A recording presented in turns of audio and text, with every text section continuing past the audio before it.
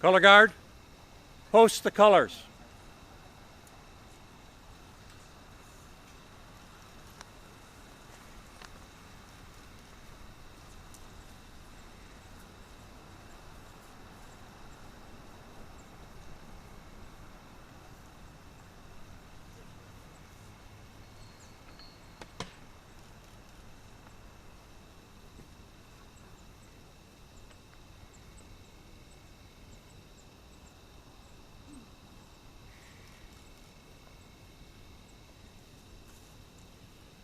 The invocation today will be presented by Reverend Mark Simone of the Federated Church, Chagrin Falls, Ohio. Why don't you be seated? It'll be fine. Thanks. Let us pray. Gracious God, we are a nation that remembers. When the storms of life overtake us, we pause to remember those whose lives have been disrupted. When conflict breaks out, we work to remember the lessons that brought us to the solutions in our past, that we might apply them in our future. And when life cannot be easily understood, we strive to find better ways of being considerate, thoughtful, and kind. Tomorrow we will remember those lives that were lost on our soil that terrible day in 2001. May your comfort and presence be with us as a nation as we pause in careful consideration of that event. And on this day, we again commit ourselves to remember the lives lost and the lessons learned from our own national conflict in our own Civil War. 150 years ago, our community forebears established this place of remembrance, that we as the Chagrin Valley and the village of Chagrin Falls might forever remember those who entered into the conflict that sought to bring unity to our republic and freedom to our citizens. And now, in silence before you, our holy God, we cast our hearts toward peace and understanding, that the hard lessons learned a century and a half ago might still give us direction and guidance in these current days. We also remember those who continue right now to serve us and protect us in our armed forces, in our police and fire departments. And we cast a wide net of gratitude and thanksgiving to again pull into our hearts the sacrifice of so many our countrymen and our countrywomen. May this monument of our Civil War be renewed in helping us to remember and to learn in the decades to come. In your name, amen.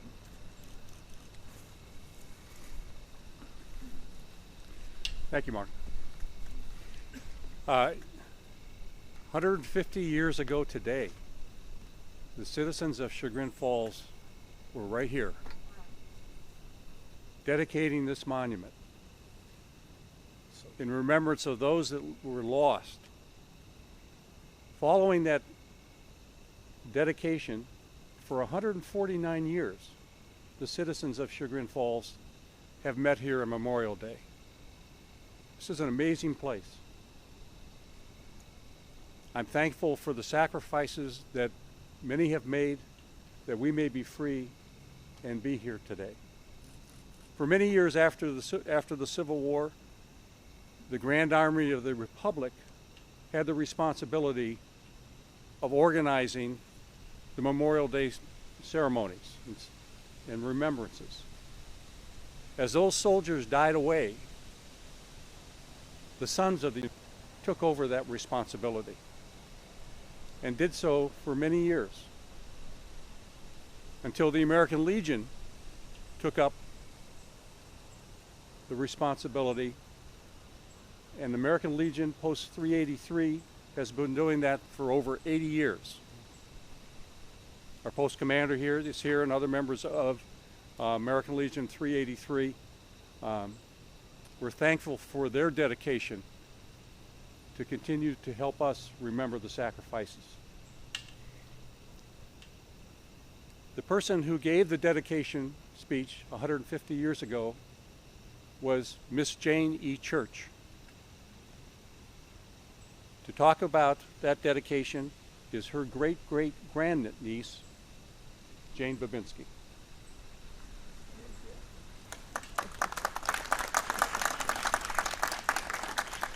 Thank you, John.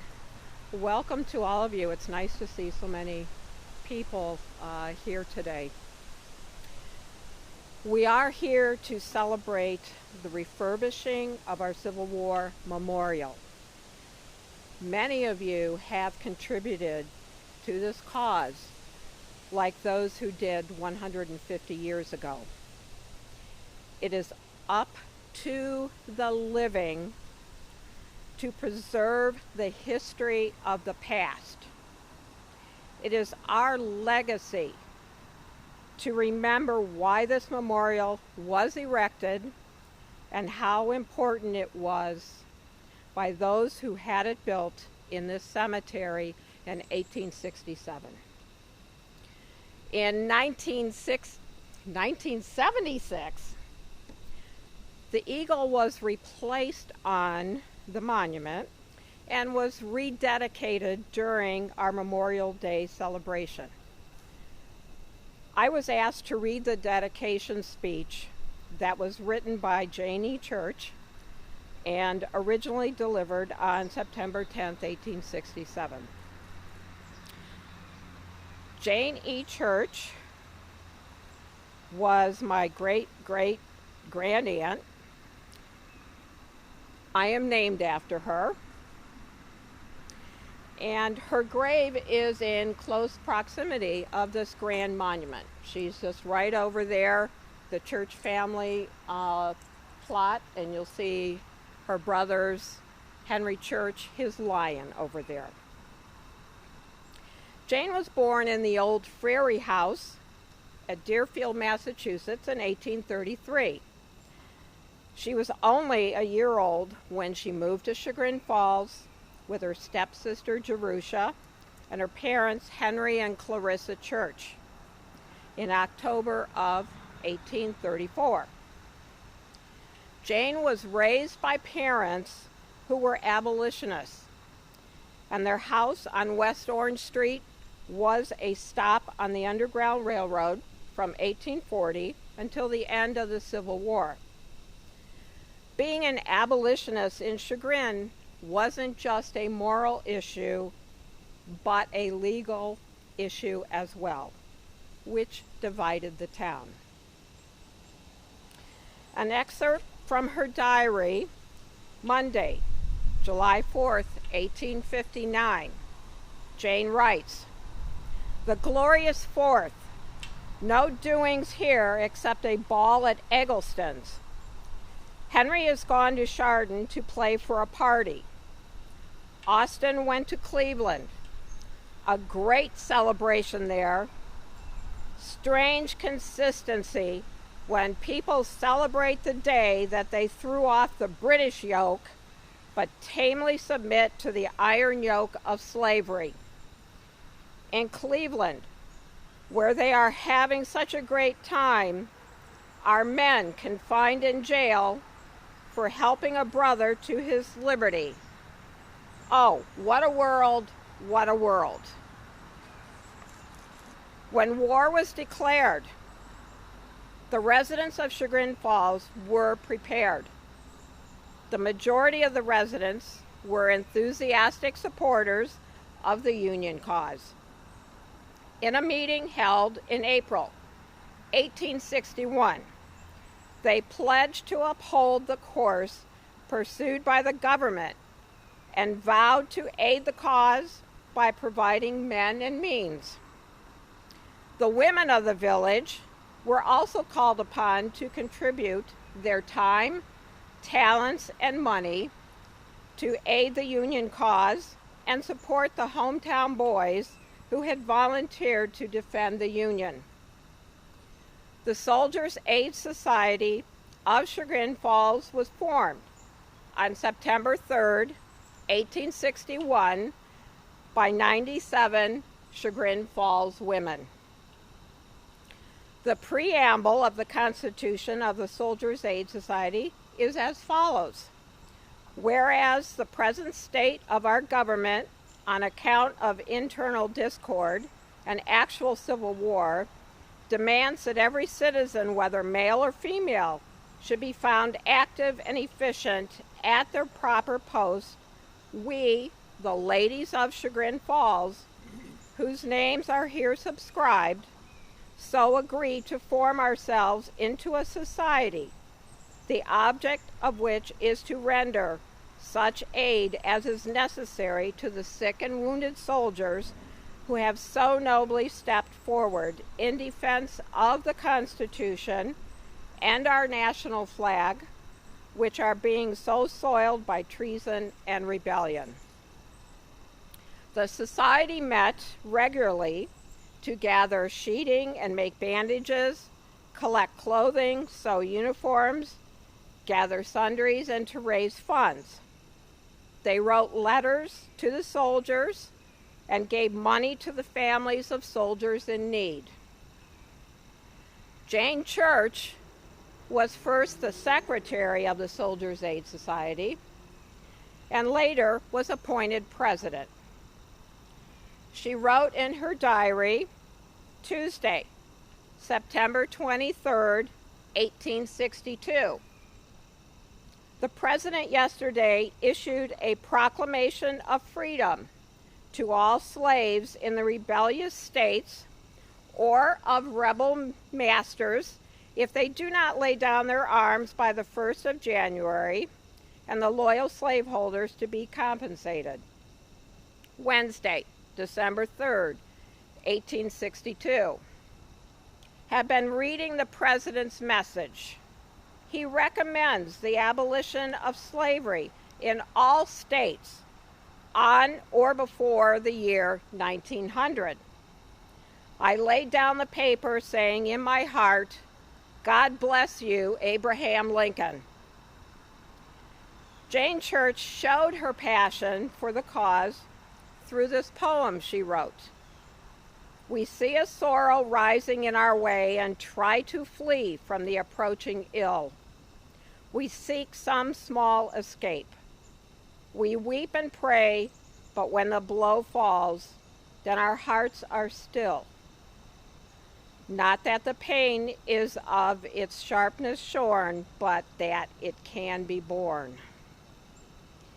At the end of the war between the states, the Soldiers' Aid Society had money left in their coffers. Jane mounted a campaign to erect a soldiers' monument in memory of the Chagrin men lost during the war. Funds were solicited from the citizens of Chagrin. The literary club was formed to further the cause. Plays were given, and they finally had enough to commence with the project. The design of J.M. Martin of Cleveland was voted upon as the choice, and the sandstone base would be laid by L. Marble of Bedford. The Soldiers' Monument was finally finished for dedication in September of 1867. There are 21 names etched on the four sides of the men who died during the war. Let us not forget what they fought for.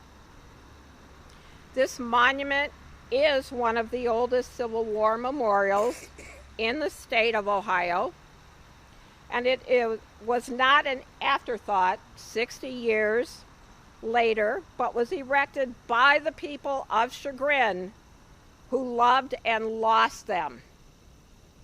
On behalf of my ancestors and Jane Church, I would like to thank the Chagrin Falls American Legion Post 383, the VFW, all of the individual donors, all of the organizations that donated, the ICA for doing the restorations, and John Boriso for having the fortitude to go forth with this preservation project. It is my hope that in 150 years from now, this Soldiers' Monument will still be standing, and if in need of preservation, another dedicated group will take on the project. In the words of Jane Church, May it be guarded not as an ornament only, but as a sacred memorial to liberty and its defenders. Thank you.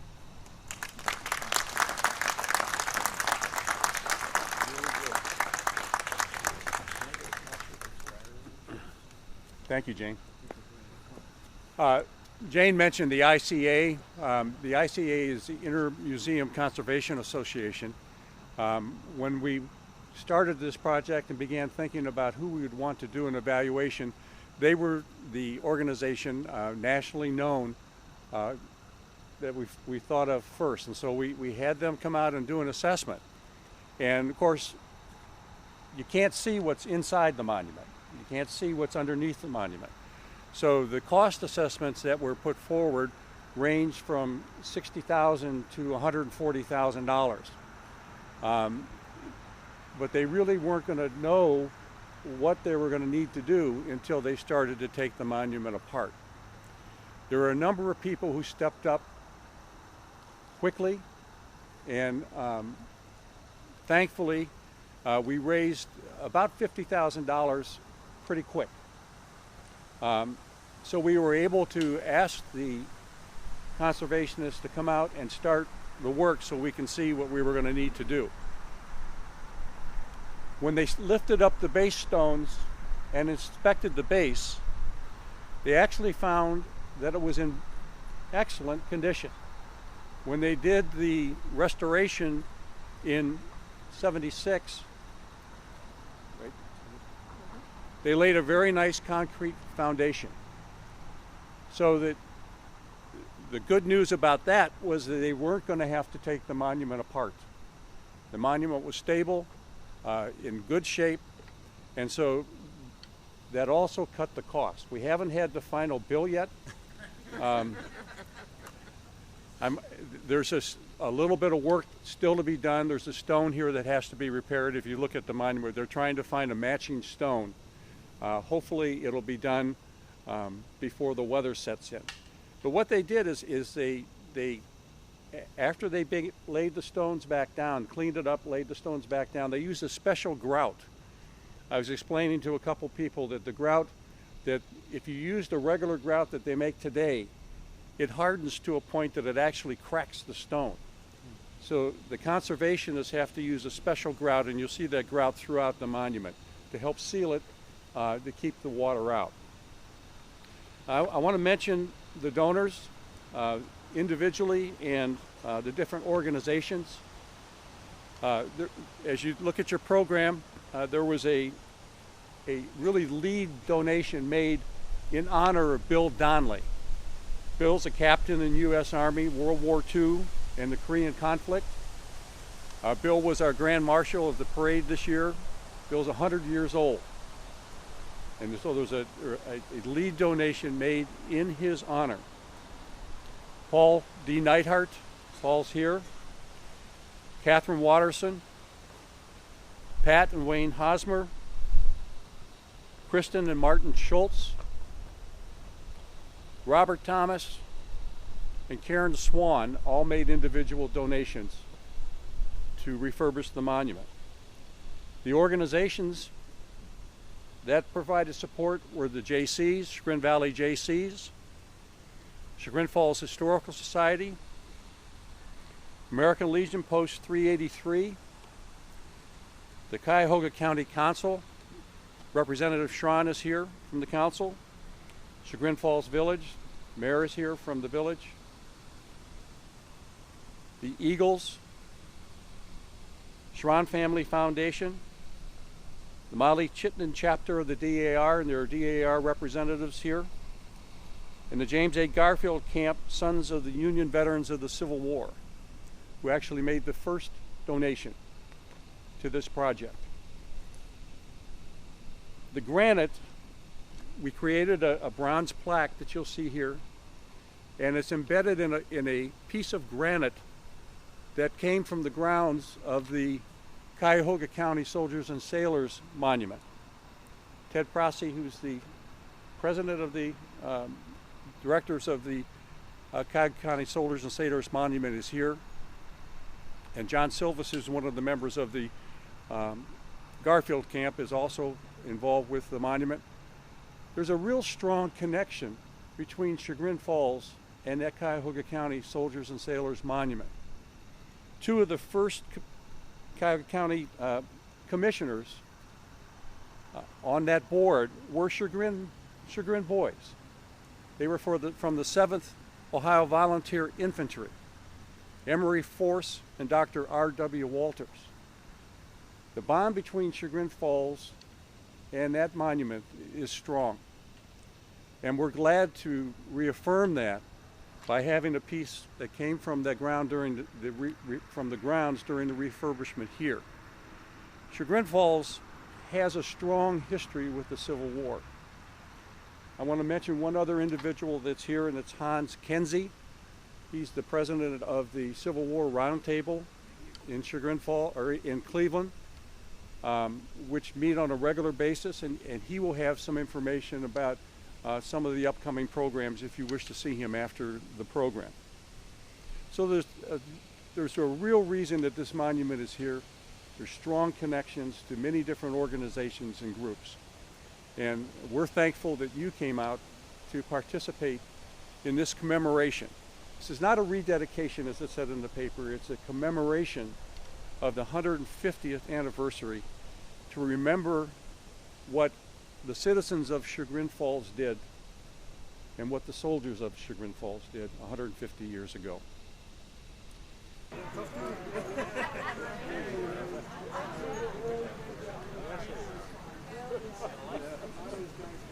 SUV members, please come to the monument.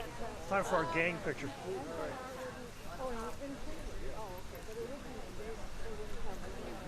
Well, actually, we probably let's figure out where we need to get Father first. Well, yeah, Father. Could be right here. Wherever he's. I'd like Oh, absolutely. John.